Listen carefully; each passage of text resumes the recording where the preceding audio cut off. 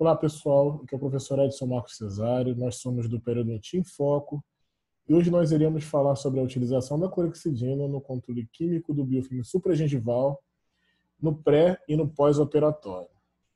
É sabido, que os micro-organismos orais se organizam,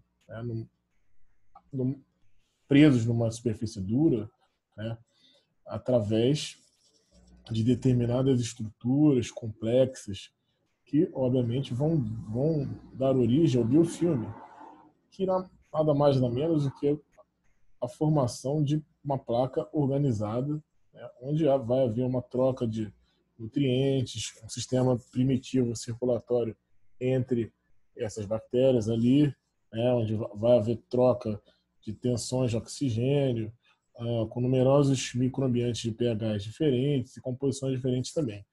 É importante entender que os micro-organismos eles se organizam dessa maneira, obviamente, consequentemente dificultando, né, a penetração de determinados antimicrobianos químicos ou também sistêmicos, o que o hospedeiro possa vir a fazer a tentativa de reduzir ou de controlar esse biofilme, certo? Então é importante entender que desde o início da colonização microbiana, onde a gente vai ter a formação, né, na película adquirida, através da chegada dos primeiros micro-organismos que colonizam, que são cocos e bastonetes gram-positivos no primeiro momento, onde esses micro-organismos têm mecanismos de adesão sobre a superfície dentária. Aí depois, bactérias gram-negativas vão chegando, vão aumentando de concentração, entre outras formas filamentosas, fusiformes, espiraladas.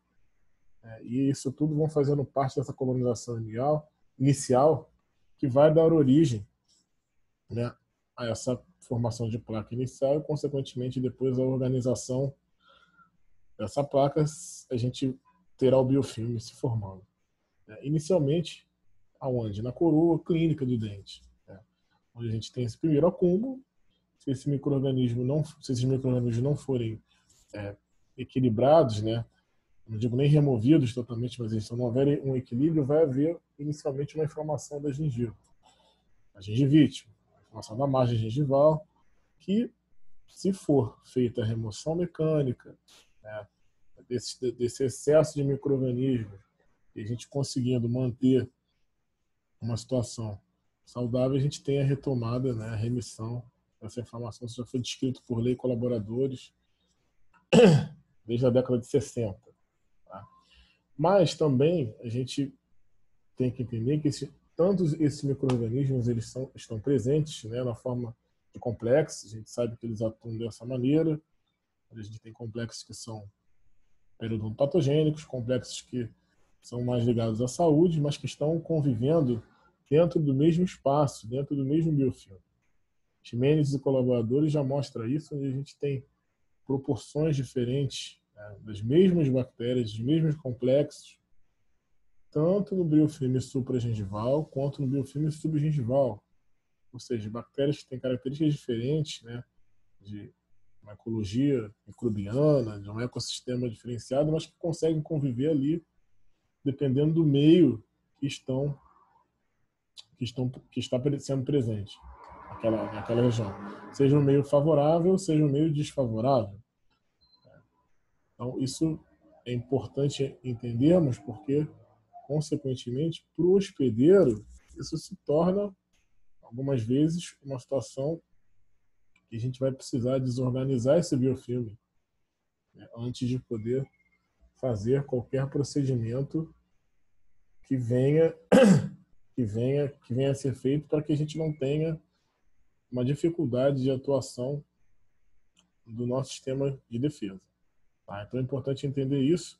E, obviamente, alguns trabalhos da literatura já mostravam que determinados procedimentos cirúrgicos, né, como de remoção de siso, entre outros, utilizando, né, a clorexidina, que é um antimicrobiano de origem local, né, nesse caso aqui desse trabalho gel, ela diminuía, né, complicações de sangramento, de osteites alveolares após essas cirurgias. Então, atuando de uma maneira inicial nesse biofilme supragengival. E a gente sabe que Hoje a literatura já mostra que se o paciente faz esses bochechos pré-cirurgicamente, a gente consegue reduzir bastante, em torno de 22 a 40% desses micro-organismos nesse biofilme supragengival.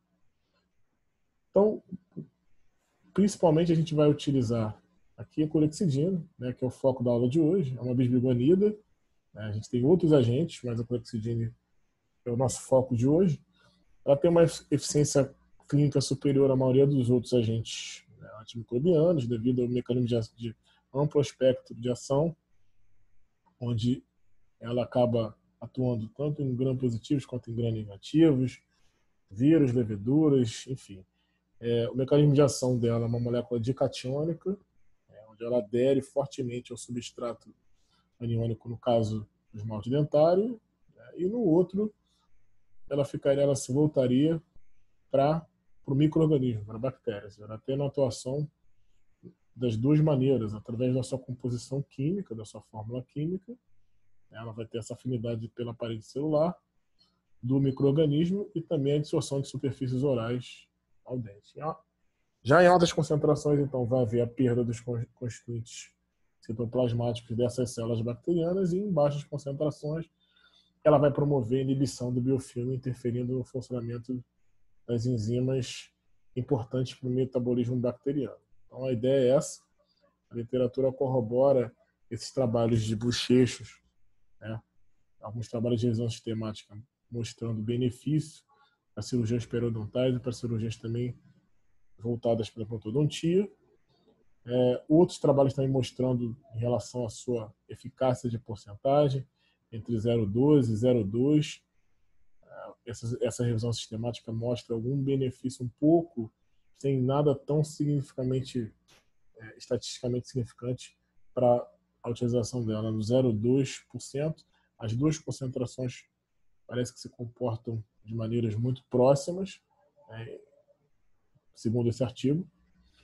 E alguns efeitos colaterais que já é sabido, né, principalmente com o uso prolongado da clorexidina, em relação ao gosto, né, gosto amargo, perda de paladar, descamação de mucosa, o manchamento, né, por conta da pigmentação de dentes e de algumas restaurações por conta da liberação de determinados pigmentos, quando ocorre a lise desses micro-organismos, o aumento de volume da parótida, enfim, ulceração de tecidos moles. Isso tudo pode ser causado, né, com o uso prolongado dela, que ultrapassando normalmente aí os 14 a 21 dias, que é o período normalmente máximo que se coloca para a utilização desse produto.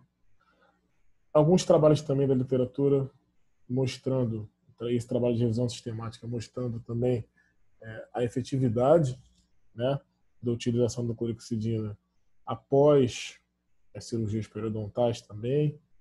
Isso é importante da gente fazer, então, pré e pós, né? Pré porque a gente consegue eliminar bastante a quantidade desses micro-organismos antes do procedimento, e pós porque o paciente não consegue fazer corretamente essa remoção mecânica na área, não pode escovar. Então a maneira da gente otimizar esse resultado é utilizando esse antimicrobiano de uso local, de uso tópico, né? Essa forma de administração em relação ao bochecho, 2 vezes ao dia, né, em torno de 15 ml durante 1 minuto, lembrando sempre que isso deve ser feito após 30 minutos da escovação desse paciente, para que a gente não tenha nenhuma inativação.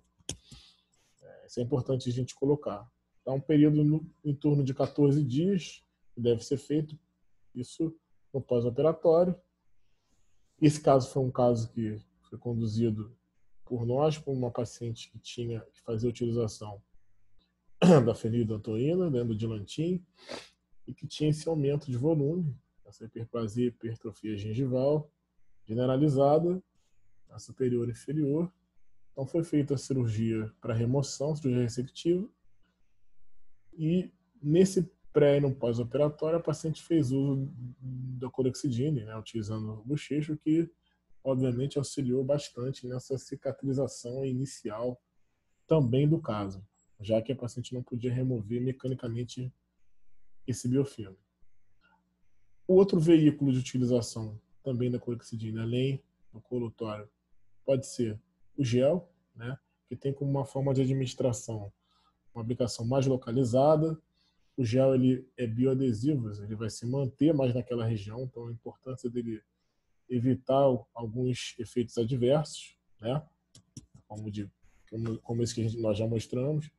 Utilizado também 2 vezes ao dia.